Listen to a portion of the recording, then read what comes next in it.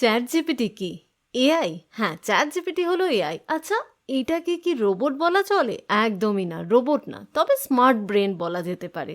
মানে রোবটের যে বুদ্ধি নেই সেই প্রবলেমটা কিন্তু সলভ করতে পারি রোবটের মাথায় যদি আমরা এই চ্যাট জিপিটি ঢুকিয়ে দিতে পারি।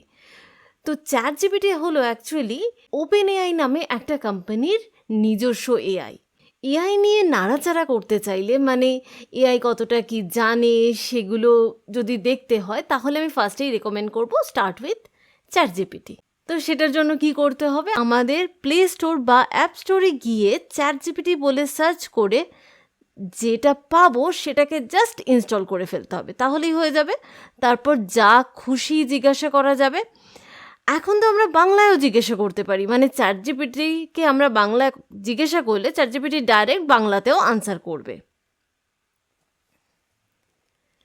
এবার কথা হলো, আমরা গুগল সার্চ না করে চ্যাট জিপিটিকে জিজ্ঞাসা কেন করছি? কারণ আমরা যখন গুগল সার্চ করি তখন অনেকগুলো ওয়েবসাইটের অপশান আসে, আমরা ফার্স্টেই দেখতে পারি। তো সেগুলো নিয়ে আমরা যদি খুলি, মানে প্রত্যেকটা ওয়েবসাইট খুলে খুলে আমাদের জেনারেলি পড়তে হয়, আর 5টা বা 6টা বা তারও বেশি ওয়েবসাইট থেকে পড়ে আমরা ফাইনালি কিছু সারসংক্ষেপ করে বের করি যা এটার মানে এটা।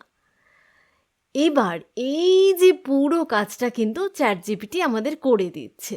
চ্যাট জিপিটি কী করছে, ও নিজে গিয়ে রেলিভেন্ট যে ওয়েবসাইটগুলো সেগুলো থেকে খুঁজছে, আর খুঁজে মোটামুটি একটা সারসংক্ষেপ বানিয়ে আমাদের সামনে তুলে ধরছে। তো তাই জন্য আমাদের কাজটা অনেকটাই সোজা হয়ে গেল, অনেকটা টাইম সেভিং হলো। তবে হ্যাঁ, অন্ধভাবে কাউকেই বিশ্বাস করতে নেই, মানুষকে তো করতেই নেই, আর সেখানে মেশিন। অফকোর্স আমরা যেটা পাবো তাকে একটু খতিয়ে দেখা, মানে একটু যাচাই করে দেখা সত্যিই তো, কারণ কখনো এদিক ওদিক হয়ে যেতেই পারে।